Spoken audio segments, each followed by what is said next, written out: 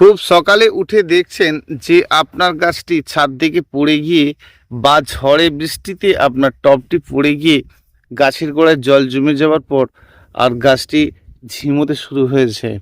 আপনি বাঁচাতে পারেন না, কারণ মেঘ ঝড়ের বিষয় তো এখন আর বিশ্বাস করা যাবে না। আর কখন যে ঝড় আর কখন মেঘ তা ভাবা যাবে না। তা হঠাৎ করতে যদি আপনার ফুলের গাছগুলো এভাবে ওপর থেকে টব থেকে পড়ে গিয়ে দেখেন যে, বা গাছটি নড়ে গিয়ে দেখেন যে সকালে উঠে খুব ঝিমোচ্ছে, খুব সহজে আপনি দেখছেন যে গাছটি তো মারা যাবে, আপনি কি সেটিকে কি করেন? বাড়ির ছাওয়ার দিকে নিয়ে আসেন, না সেই গাছটিকে বাঁচানোর জন্য কি করেন? গাছটিকে কাটিং করে দেন?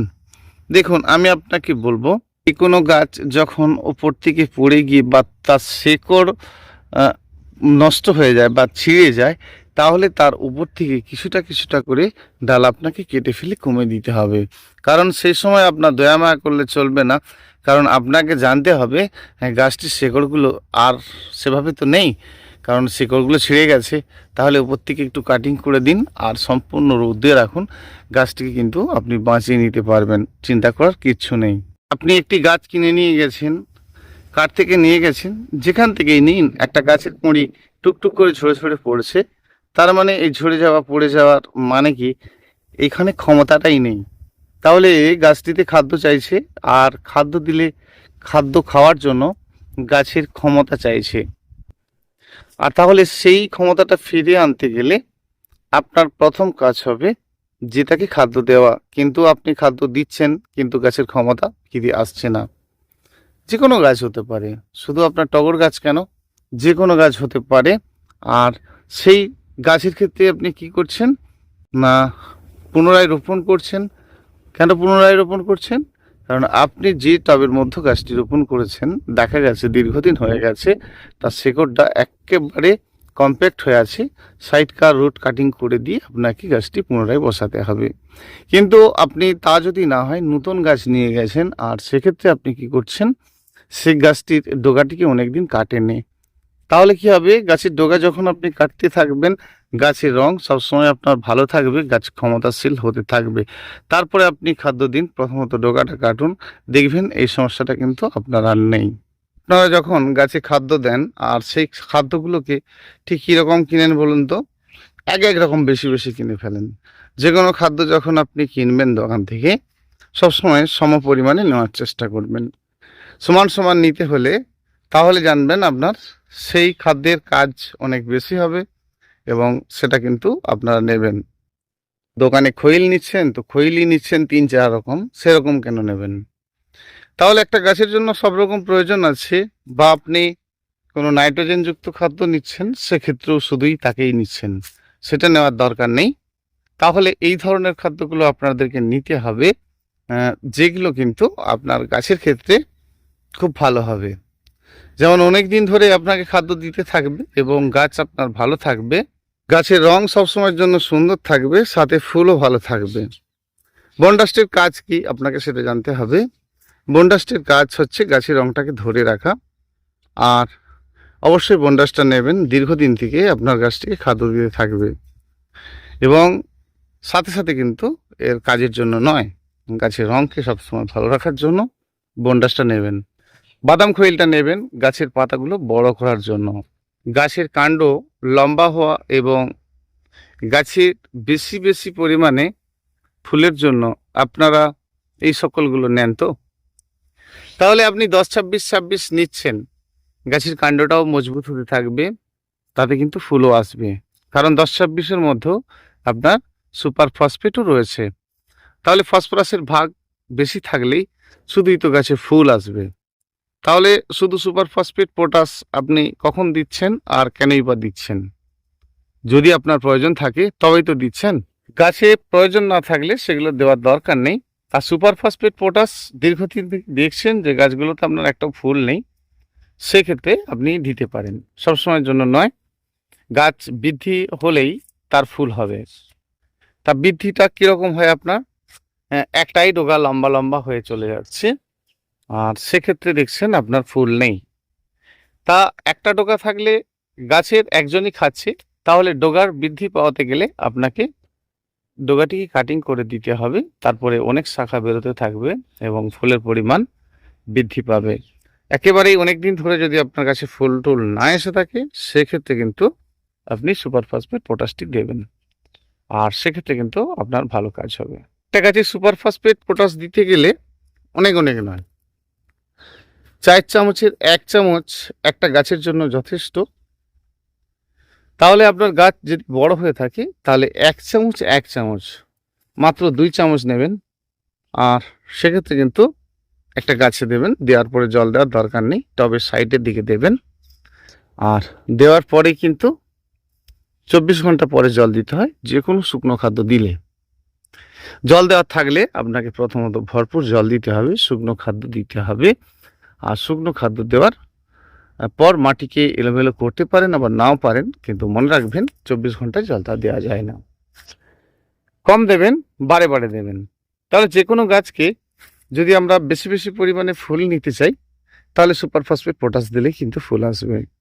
আরও একটা সহজ উপায় যেটা আপনাদেরকে বললাম, যে প্রচুর পরিমাণে ফুলের জন্য প্রচুর পরিমাণে যখন একটা গাছের শাখা থাকবে, আর সেক্ষেত্রে কিন্তু গাছে ফুল আসতে বাধ্য থাকবে। নিজের থেকেই ফুলের কুঁড়ি শুরু হয়ে যাবে, প্রচুর পরিমাণে ফুল আসবে এবং আপনাকে কিন্তু ফুল এভাবে দিতে থাকবে। গাছ সবসময়ের জন্য ভালো রাখতে গেলে যেই খাদ্যগুলো আপনার দীর্ঘদিন ধরে থাকবে, সেই ধরনের খাদ্যগুলো দেওয়ার চেষ্টা করবেন। গাছ আপনার একদম ভালো থাকবে। নমস্কার বন্ধুরা, পুষ্পশ্রী নার্সারি কলাঘাট, আমি কমল। একদম আজকে সময় নেই, আর এই কয়েকটি বিষয় আমরা প্রতিদিনের মতো জানবো, তাই বিষয়গুলো আমাদেরকে জানতে হয়, আর ধীরে ধীরে একটু করে জানবো। আর এইভাবে কিন্তু জানলে প্রতিটি গাছকে সুন্দর রাখতে পারবো। বুঝতে পারলে ফোন করে নেবেন, যে কোনো সমস্যা হলে অবশ্যই ফোন করে নিতে পারবেন। ফোন নাম্বার জেনে নিন, 9609456194। গাছে শুধুই ফুল আর গ্রোথের সঙ্গে ফুল খুব ভালো। একটা গাছে যখন আপনাকে বারে বারে ফুল দিতে থাকে, দেওয়ার পরে গাছটি কিন্তু নিঃস্ব হয়ে যায়, তার একেবারে ক্ষমতা কমে যায়। অর্থাৎ যে কোনো গাছের যখন আপনার ফুল পরপর হতেই থাকে, ফুল শেষে যদি আপনি গাছের ডগাটা পিঞ্চ করে দেন, একটুখানি জাস্ট টুকে দেন, তাহলে অনেক শাখা বেরোতে থাকবে, আর সেটা আপনার দরকার আছে গাছের গ্রোথ করার জন্য। আর তাহলে কিন্তু প্রচুর পরিমাণে ফুল আপনার হতে থাকবে। গাছের রং সবসময়ের জন্য সুন্দর এবং ভালো রাখতে হলে আপনাদেরকে যেগুলো করতে হয়, তরল খাদ্য দিতে হয়। দেখুন, তরল খাদ্য যেটা দেন সেটা আমি আপনাকে বলবো যে শিংকুচি বা বনডাস্ট, এদেরকে জলে ভিজিয়ে রাখবেন। 10 দিন 12 দিন পর্যন্ত শিংকুচি বা বনডাস্টকে জলে ভিজিয়ে রাখা যায়। আর সেই জলটা একটু কম বেশি হলে কিছু যায় আসে না, এক্সট্রা জলের সাথে আপনারা গাছে কিন্তু দেবেন। মানে ধরুন আপনি শিংকুচি বনডাস্ট 1 কেজি কিনে নিয়ে এসছেন, যে কোনো একটা নিয়ে এসছেন, আর সেটাকে কিন্তু একটা কোনো বালতি বা কোনো পাত্রে আপনি ভিজে রেখেছেন, আর সেটাই কিন্তু দিতে চলেছেন। 10 দিন পর তার থেকে যে জল দেখবেন একদম কালো হয়ে গেছে, আর সেই জলটার সাথে ধরুন 2 মগের মতো তুলে নিলেন ওই জলটা, সাথে আরও 3 মগের মতো জল আপনি নিয়ে নিলেন, মানে আরও 2 লিটারের মতো জল নিয়ে নিলেন, আর এখান থেকে নিলেন আপনি 1 লিটারের মতো। তাহলে কি হবে, ওই জলটা যদি আপনি গাছে স্নান করিয়ে দেন, গাছের রং কিন্তু একদম ফ্রেশ থাকবে, কথা দিতে পারি। গাছের রং কিন্তু আপনার একদম সবসময় সবুজ থাকবে, সাথে প্রচুর পরিমাণে ফুলও পাবেন। দেখুন, একটা কথা বলি, সব থেকে বেশি বৃদ্ধি করে এই গরমের সময় গাছ, আর দ্রুত গতিতে বৃদ্ধি পেতে পারে। যেই পরিমাণে রৌদ্র সেই পরিমাণে গাছের খাদ্য যদি থাকে, তাহলে গাছের বৃদ্ধি কিন্তু খুব দারুণ থাকবে। অর্থাৎ যে ধরনের খাদ্যগুলি আপনারা দিতে চান দেবেন। আপনি বাড়ির কিচেন কম্পোস্ট দেন, অবশ্যই তরল খাদ্য দেওয়ার চেষ্টা করবেন, ভালো হবে। বনডাস্ট, নিমখোল, লেদার মিল, এই সকলগুলো তো আপনারা বানিয়ে দিতে পারেন, কিন্তু পচানো মাটির সাথে যদি আপনি এই খাদ্যটা দেন, যেটা বারে বারে আমি বলার চেষ্টা করি বা বলেছি, কোনো পচানো মাটিকে একটা জায়গায় পচিয়ে রাখুন বা পুকুরের পাঁক নিন, তার সাথে কিন্তু আপনি খাদ্যগুলোকে পচিয়ে দিন, আর ভীষণ ভালো কাজ করবে। পচানো জলও যদি আপনি গাছের গোড়াতে দেন, সেটা ভালো উপকার হবে। শাক সবজি এটা ওটাকে আপনারা পচিয়ে সেই জলটা দিচ্ছেন, তাহলে সেই জলটারই মতো যদি আপনি মাটিকে পচিয়ে রাখেন, আর সেই পচানো মাটির সাথে যখন ওই পচানো মাটির সঙ্গেই আপনি অল্প করে যে কোনো খাদ্যকে একই সাথে পচিয়ে দেবেন আর কি। ধরুন 15-18 দিন ধরে আপনার পচানো রয়েছে মাটি, তার সঙ্গে দিয়েছেন ভাতের মার বা আপনার সবজির যে পচানো জলটা, 3 দিনের মতো হাতে রেখে আর কি, মানে 15 দিন পচেছে, তারপরে আপনি কি 10 দিন পচেছে, 3 দিনের মতো আপনি সরিষার খোল বাদাম খৈল যাই হোক 100 গ্রামের মতো নেবেন, আর সেটা কিন্তু ওই জলটার সঙ্গে পচিয়ে ফেলবেন 3 দিন। তাহলে খৈলটাকে পচাতে হচ্ছে মাত্র 3 দিন। একটু মাত্র চা চামচের 1 চামচ 10-26 28-28 গুমুর যে কোনো একটা দিলে খুব ভালো হয়, সেটা কিন্তু ওই জলটার সাথে দেবেন। ওই জলটির সাথে দেওয়ার পর মনে রাখবেন 3 দিন 3 রাত পচতে হবে, আর ওই জলটি কিন্তু আপনি আপনার গাছের গোড়াতে দেবেন। দেওয়ার পূর্বে সবসময় মনে রাখবেন তরল খাদ্য দেওয়া মানে আপনার টবের মাটিটি একদম শুকনো হতে হবে, আর শুকনো হলে ওই পচানো জলটা আপনি দিলেন। দেওয়ার পরে কিন্তু যতক্ষণ না আপনার ওই তরল পচা খাদ্যটা শুকনো হচ্ছে ততক্ষণ আপনি জল দিচ্ছেন না। পরিমাণে আপনার গাছের রুট অনেক বেশি হতে থাকবে, ডাল শাখা বেশি হতে থাকবে, গাছের বৃদ্ধি দারুণ সুন্দর থাকবে। আর এই গরমে কিন্তু সব থেকে বেশি গাছে বৃদ্ধি পায় এবং বৃদ্ধি করে যদি আপনি তা গরমের সাথে সাথে গাছের খাদ্যর তালিকাটা ঠিক রাখেন, অর্থাৎ তরল খাদ্যটা দেবেন। আর গাছে মাঝে মাঝে গাছে কিন্তু আপনি স্প্রে করেও দেবেন। স্প্রে করার জন্য শুধু আপনারা করলেন কি, যে বনডাস্ট বা শিংকুচিকে ভিজিয়ে রাখলেন, সেই জলটা আপনি দিয়ে স্নান করিয়ে গাছের গোড়াতে দিলেন। কিন্তু যখন আপনি মাটির সঙ্গে বা ভাতের মাড়ের সঙ্গে ভিজিয়ে রেখেছেন সেটা কিন্তু সে কেবলমাত্র গোড়াতে দেবেন।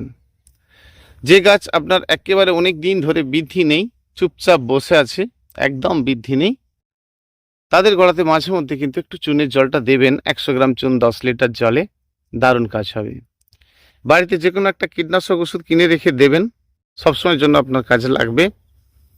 সেটা আপনার সোনাটা কাকা যে ধরনের কীটনাশক আছে, প্রোক্লেম ফেন্ডাল যা আছে, সেটা কিন্তু মাঝে মাঝে গাছে স্প্রে করবেন লিটার 1 ml, তবে গরমের সময় বিকেলবেলা করবেন।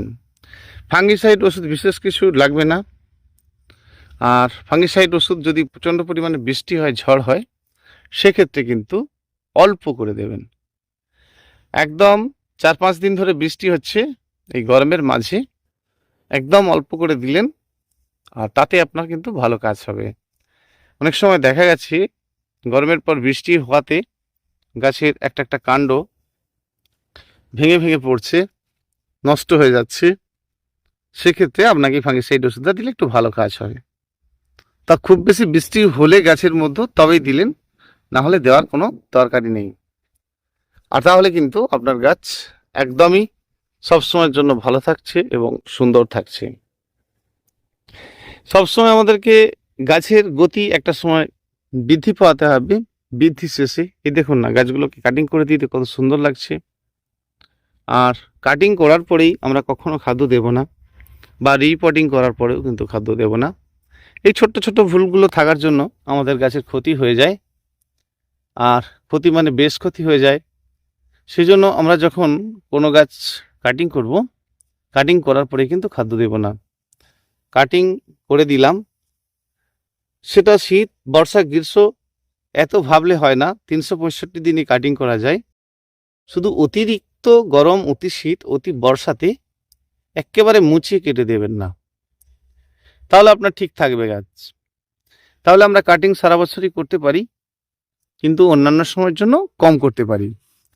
এই তো এখন গরম রয়েছে, আর আমি কি পুরো কেটে কমিয়ে দিয়েছি? এটা যদি অতিরিক্ত গরম হতো তাহলে কি করতাম, যে এত কাটা যেত না। এই দেখুন না, এই 40 ডিগ্রি তাপমাত্রায়ও এর কিছু যায় আসে না, আর সুন্দর করে কাটিং করে দিয়েছি। তা কাটিং করলেই গাছটা ধীরে ধীরে একদম কমপ্লিট হতে থাকবে আর সুন্দর হতে থাকবে। সেই জন্য সারা বছরই ফুল শেষে একটু আধটু কাটিং করবেন, সেক্ষেত্রে কোনো সমস্যা নেই। একেবারে সন্ধে বন্ধুরা, আবার আসছি আগামীকাল। ধন্যবাদ, ভীষণ ভালো থাকবেন। অবশ্যই চ্যানেল যদি ভালো লেগে থাকে শেয়ার করবেন, কমেন্ট করবেন, সাবস্ক্রাইব করবেন। যদি আপনি নতুন বন্ধু হয়ে থাকেন, ভীষণ ভালো থাকবেন বন্ধুরা। অনেকটা সময় দেন, এইভাবেই সময় দেবেন। ধন্যবাদ।